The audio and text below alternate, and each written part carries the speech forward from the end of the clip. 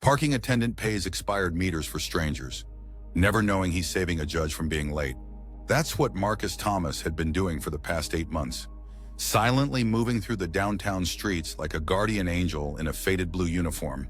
No fanfare, no recognition, just quarters slipped into hungry meters moments before enforcement officers rounded the corner. The December morning bit at his fingers as he patrolled his usual route. 23 degrees according to the bank sign that flickered across the street, but it felt colder somehow.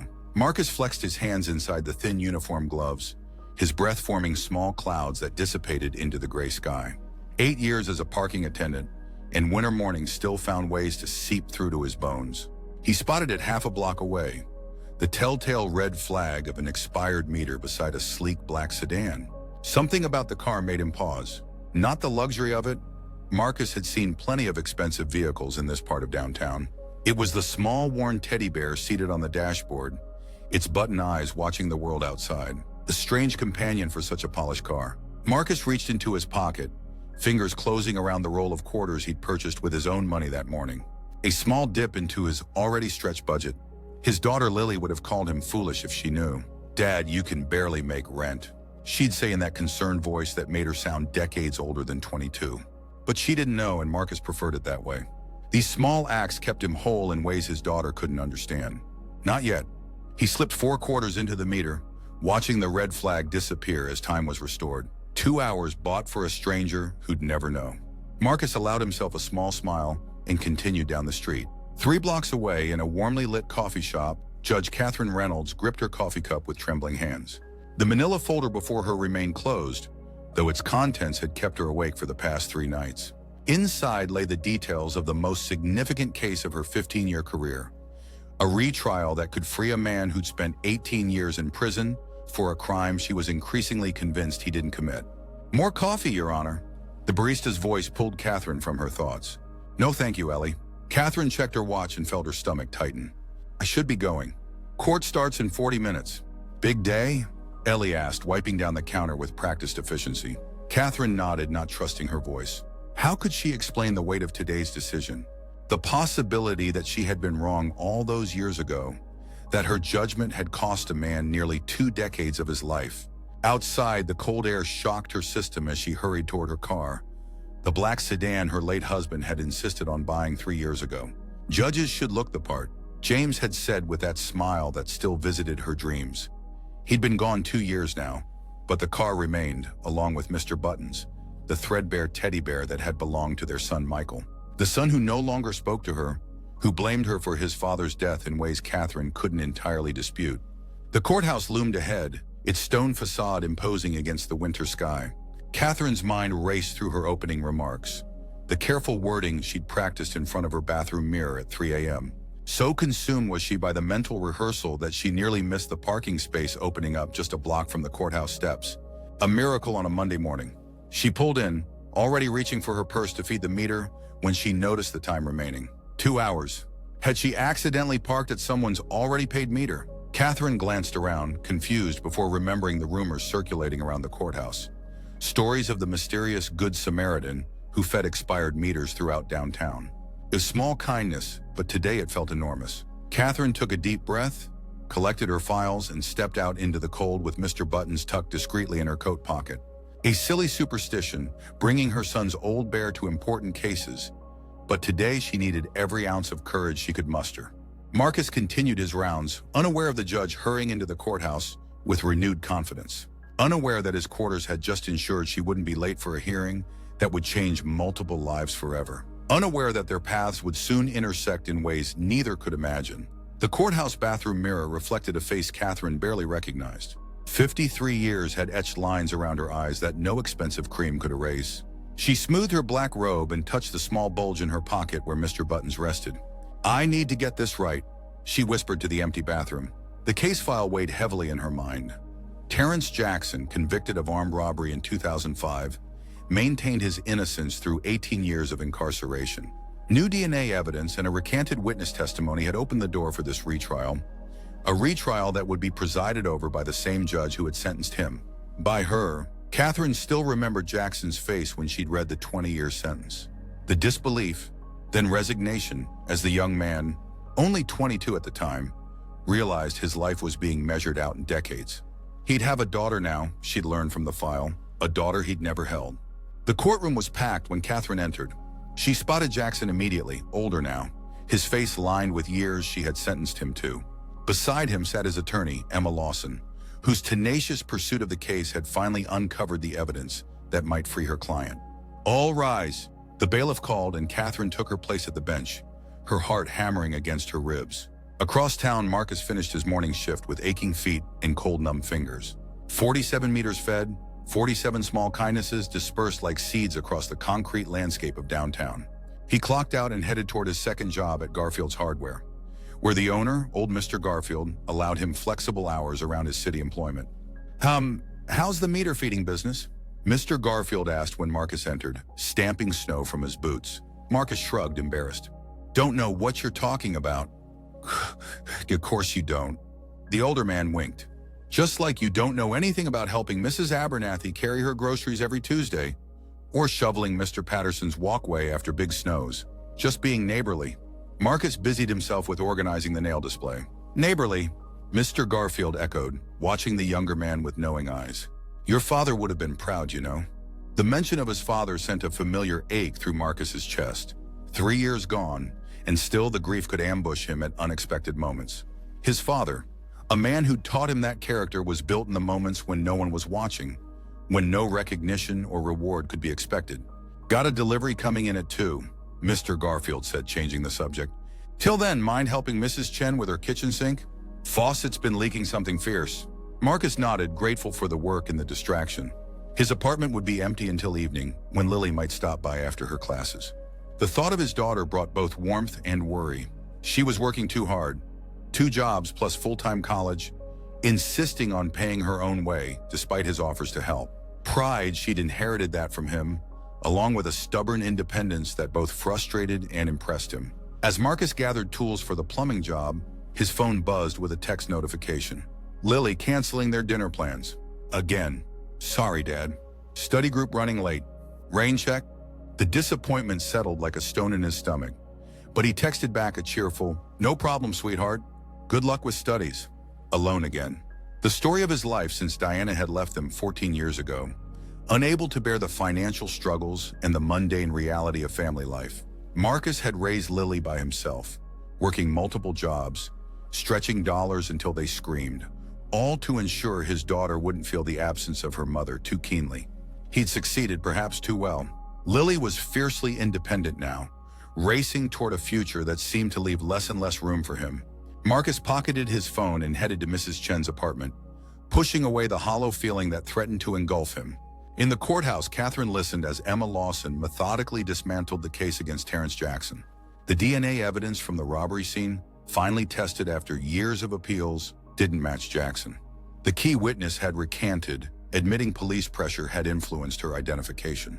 And Jackson's alibi, working a night shift at a factory across town, had documentation that had never been presented at the original trial. With each piece of evidence, Catherine felt her certainty crumbling. How had she missed this? How had the system failed so completely? And what responsibility did she bear for not questioning more deeply? For accepting the prosecution's case without sufficient scrutiny? During a brief recess, Catherine retreated to her chambers, her hands shaking as she poured water from a pitcher. She found herself talking to James, as she often did in moments of crisis. "I got it wrong," she whispered to the empty room. So terribly wrong. She imagined James's response. Practical, measured. "Then make it right, Cat," he would have said. "That's all any of us can do." Catherine touched the small teddy bear in her pocket, thinking of Michael. Her son had been right to blame her for his father's death. If she hadn't been working that night, if she'd been home instead of finalizing the opinion for the Brenner case, perhaps she would have noticed James's symptoms sooner. Perhaps the stroke wouldn't have taken him before the ambulance arrived. The bailiff knocked, informing her the court was ready to resume. Catherine straightened her robe and returned to the bench, where Terrence Jackson waited to hear if the rest of his life would be restored to him. When the evidence presentation concluded, Catherine didn't need time to deliberate. The system had failed this man, she had failed this man, and no amount of legal maneuvering could justify continuing his incarceration. In light of the new evidence presented, this court finds that Mr. Jackson's conviction must be vacated, she announced, her voice steady despite the emotion threatening to break through. Mr. Jackson, on behalf of the court, I offer my sincere apology for the miscarriage of justice in your case. The courtroom erupted in sounds, gasps, cries, the sobs of Jackson's elderly mother in the front row. Catherine watched as Terrence Jackson closed his eyes, his shoulders shaking with silent emotion. It wasn't enough. 18 years couldn't be returned with words from a bench, but it was all she could offer, along with the freedom that should never have been taken. As the court adjourned, Catherine noticed a young woman embracing Jackson. His daughter, she presumed. Something about her seemed familiar, though Catherine couldn't place why. The young woman's fierce protective stance, the way she supported her father as they walked from the courtroom. It stirred memories Catherine couldn't quite grasp. By the time Catherine returned to her car, the meter still had 30 minutes remaining. She sat behind the wheel, unable to drive, the emotions of the day washing over her in waves. Freeing Jackson had been right, necessary, but it didn't erase the harm done. Nothing could. She reached for Mr. Buttons, drawing comfort from the worn fur. "What would you do, James?" she whispered. The answer came immediately in his voice, clear as if he sat beside her. "You'd find a way to make amends. Really make amends." Catherine started the car with sudden resolve. The parking meter Good Samaritan had unknowingly given her the time she needed today. Perhaps it was time to pass that kindness forward in ways that might actually matter. 3 days later, Marcus arrived at his parking attendant job to find his supervisor waiting with an unusual request. "Got a call from Judge Reynolds' office," the supervisor said, handing Marcus an envelope. "She wants to meet with you this afternoon. 3 o'clock, her chambers." Marcus felt his stomach drop. A judge wanted to see him. Had someone complained about his meter feeding? Was he about to lose his job? Did she say why? He asked, trying to keep his voice steady. The supervisor shrugged. "Above my pay grade. But Judge Reynolds isn't one to waste time, so I'd be there if I were you." The hours of Marcus's shift crawled by as his mind spun with possibilities, each more concerning than the last. By the time he clocked out and made his way to the courthouse, his shirt was damp with nervous sweat despite the December cold. The judge's assistant, a kind-faced woman named Patricia, led him through the imposing hallway to a heavy wooden door. "She's expecting you," Patricia said with an encouraging smile that did little to calm Marcus's nerves. Judge Catherine Reynolds wasn't what Marcus had expected. Smaller somehow, without her robes, and with eyes that held a weariness he recognized from his own mirror. She rose from behind her desk and extended her hand. "Mr. Thomas, thank you for coming. Please sit." Marcus perched on the edge of the offered chair, his uniform cap clutched in his hands. "Have I done something wrong, Your Honor?" The question seemed to surprise her. "Wrong? No, quite the opposite." She settled back into her chair. "I've heard about your habit of feeding expired parking meters around the courthouse." Heat crept up Marcus's neck. It's not against any rules that I know of." "It's not," she assured him. "It's actually quite remarkable." "May I ask why you do it?" The question caught him off guard. Why did he do it?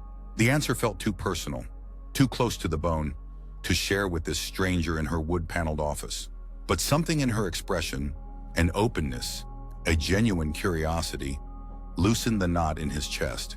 "My father used to say that kindness matters most when there's nothing to gain from it," Marcus said finally.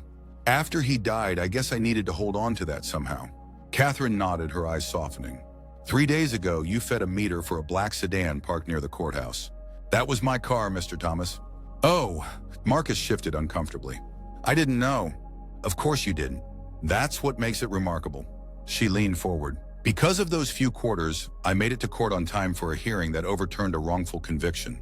A man who spent 18 years in prison for a crime he didn't commit is free today, in some small way, because of your kindness." Marcus blinked, trying to process her words. His quarters had done that?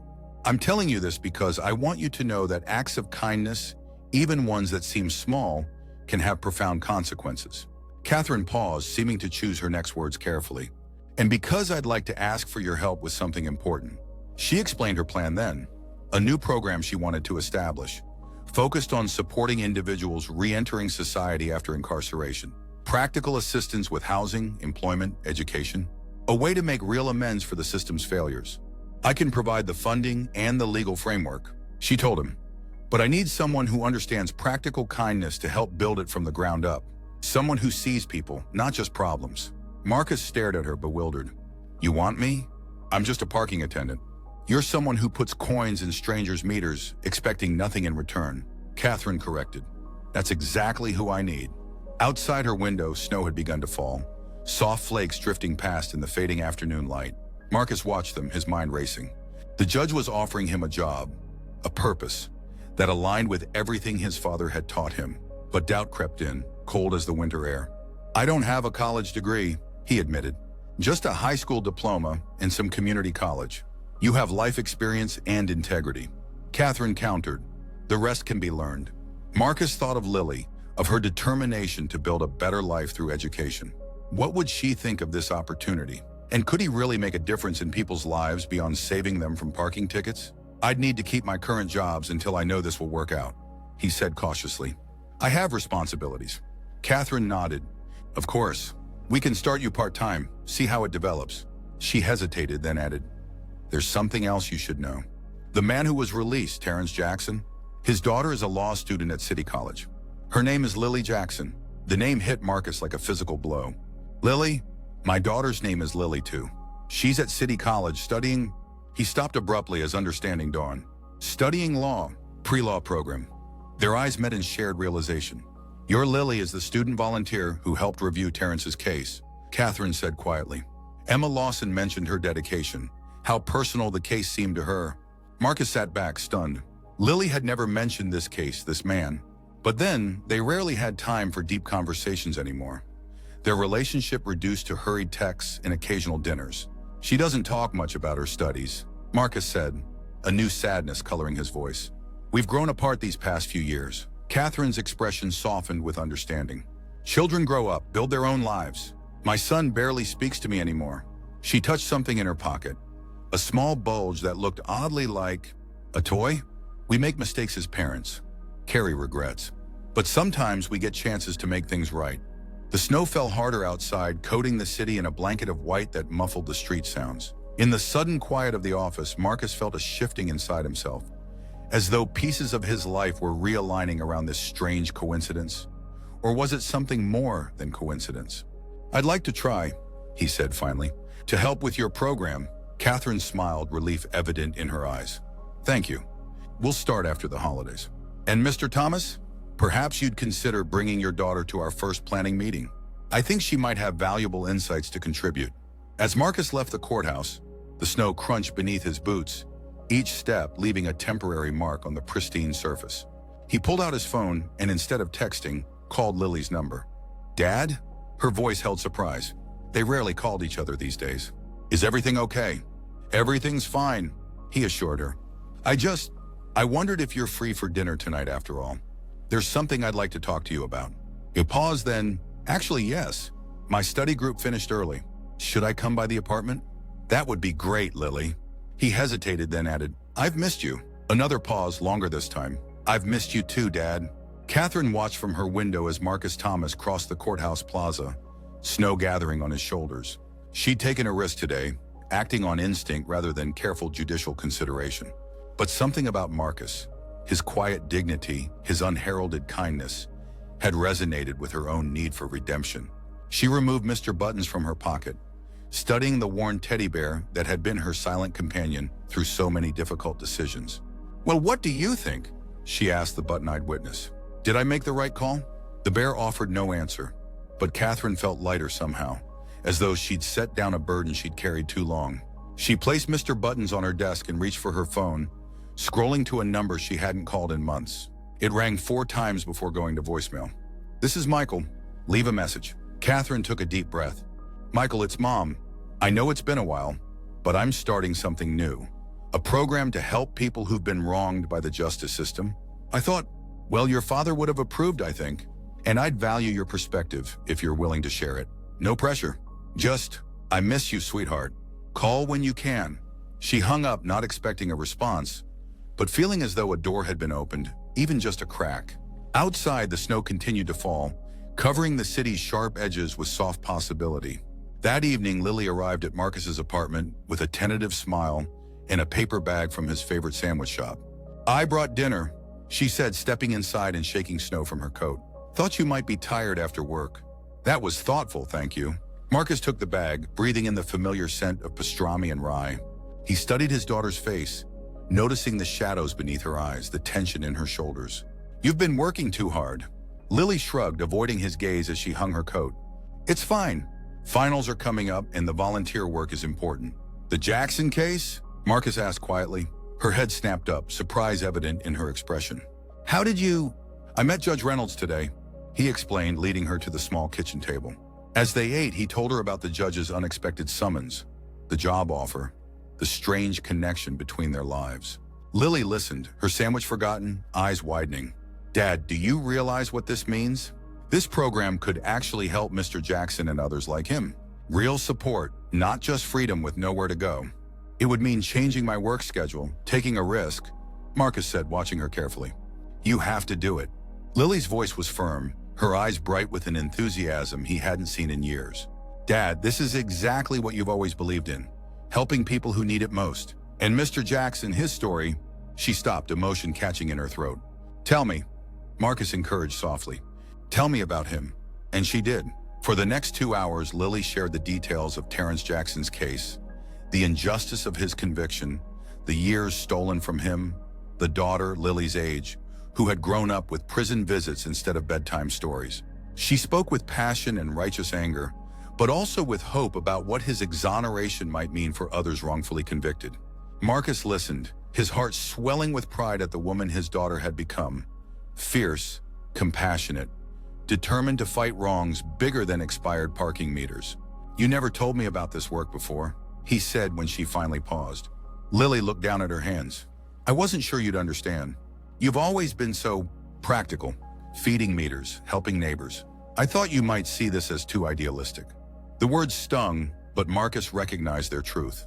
He had focused on practical kindnesses, immediate needs, perhaps because the larger injustices felt too overwhelming to confront. I've sold myself short, he admitted.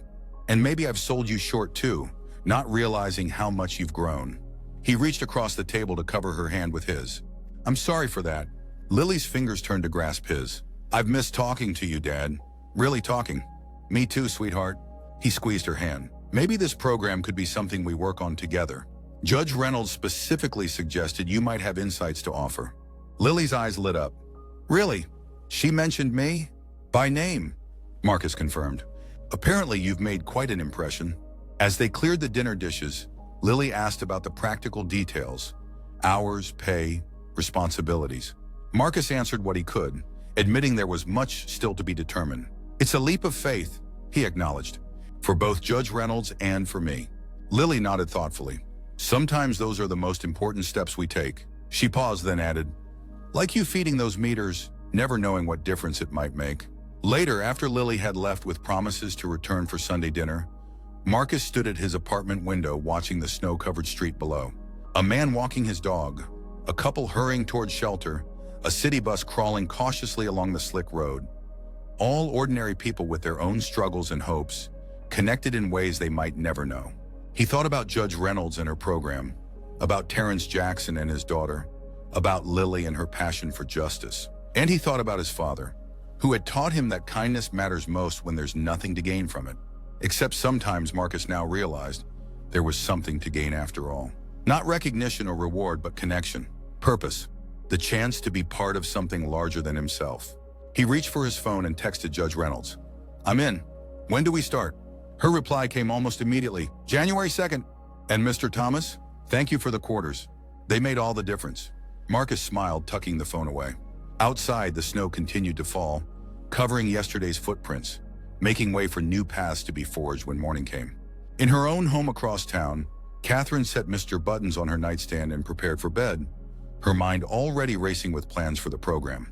The foundation paperwork, funding sources, potential partners, so much to organize, to create.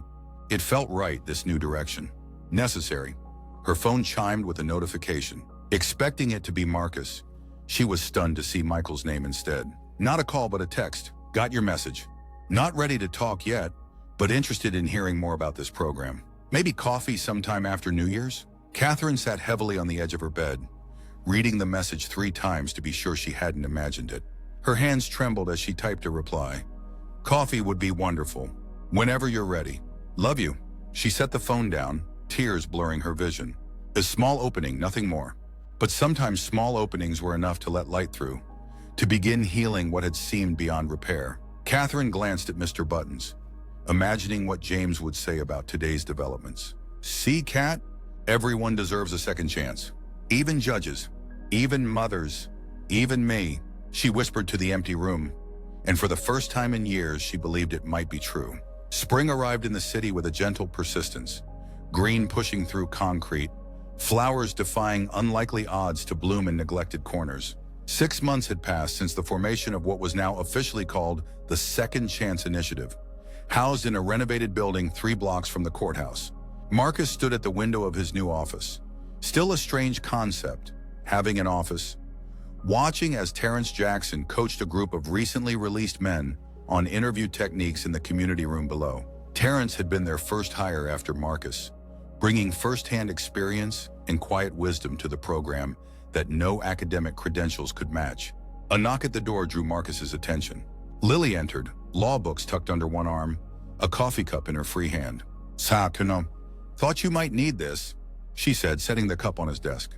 The new group starts orientation in 30 minutes. Thanks, sweetheart. Marcus smiled at his daughter, still marveling at how their relationship had transformed these past months. Lily now spent 2 afternoons a week at the initiative as part of her law school practicum, her sharp mind and passionate advocacy complementing Marcus's practical approach to problem solving. Judge Reynolds called. Lily continued, settling into the chair across from his desk. The funding for the housing expansion came through. We can start renovations on the 3rd floor next month. Marcus nodded, satisfaction warming him more than the coffee ever could. The initiative had already helped 23 formerly incarcerated individuals find stable housing and employment, with another 30 currently in the program. Each success story strengthened his conviction that this was where he belonged, not just feeding meters, but addressing the deeper injustices that made such small kindnesses necessary. How's her relationship with Michael? He asked, referring to the judge's son. Lily's expression softened. Better, I think. He's been coming to the fundraising events. Small steps, but genuine ones. Marcus understood those small steps, the careful rebuilding of connections thought lost. He and Lily had taken their own journey these past months, learning to see each other as adults with shared values, but different approaches. The distance between them hadn't disappeared entirely, but it had transformed into something healthier, a space of mutual respect rather than growing alienation. Dad? Lily's voice pulled him from his thoughts. There's something I've been meaning to ask you. What's that? She hesitated, then plunged ahead. Do you ever miss feeding the meters? Your old routine? Marcus considered the question seriously.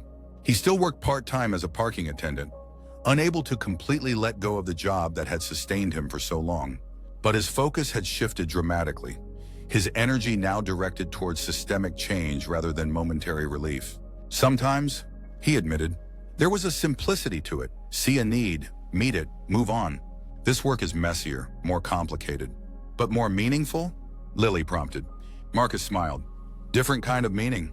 Both matter. He took a sip of coffee, then added, I still carry quarters, you know. Old habits. Lily laughed, the sound brightening the office. Of course you do. Their conversation was interrupted by Patricia, Judge Reynolds' assistant, and now the initiative's office manager, poking her head through the doorway. Marcus, the judge is here for the board meeting, and there's someone with her she'd like you both to meet. They followed Patricia to the conference room, where Catherine Reynolds stood talking with a woman Marcus didn't recognize. The judge looked different these days, still carrying the dignity of her position, but with a lightness that hadn't been there before, as though she'd set down a burden she'd carried too long. Marcus, Lily. Catherine greeted them warmly. I'd like you to meet Emma Lawson. She was Terrence's attorney, and she's interested in joining our legal advisory team. As introductions were made, Marcus noticed the respect with which Catherine treated the younger attorney, not as a subordinate, but as an equal partner in their shared mission. Catherine had changed in the months since their first meeting, stepping beyond the confines of her judicial role to engage directly with the work of restoration. The board meeting proceeded with its usual mix of practical considerations and passionate debate. Funding allocations, program expansions, policy advocacy. The scope of their work had grown beyond what any of them had initially imagined. When it concluded, Catherine asked Marcus to walk with her to her car. Outside, spring sunshine warmed the air, a welcome change from the winter that had brought them together. They walked in comfortable silence for half a block before Catherine spoke. I have something for you, she said, reaching into her purse. She withdrew a small worn teddy bear, the same one Marcus had noticed on her dashboard months ago. "This is Mr. Buttons. He belonged to my son, and he's been my good luck charm for years." She handed the bear to Marcus, who accepted it with confusion. "I don't understand." "The initiative is expanding," Catherine explained. "We're opening a second location across town, and I'd like you to run it. You've proven yourself more than capable, Marcus." He stared at the small bear in his palm. "But why give me this?" Catherine's eyes crinkled with emotion. "Because sometimes we need reminders that what looks broken can be repaired, that what seems lost can be found." She touched the bear's worn ear gently. "Michael gave him back to me last week. Said he'd outgrown the anger he'd been holding on to." Marcus understood then. The bear was both talisman and testimony, a physical embodiment of the healing they were all working toward in different ways.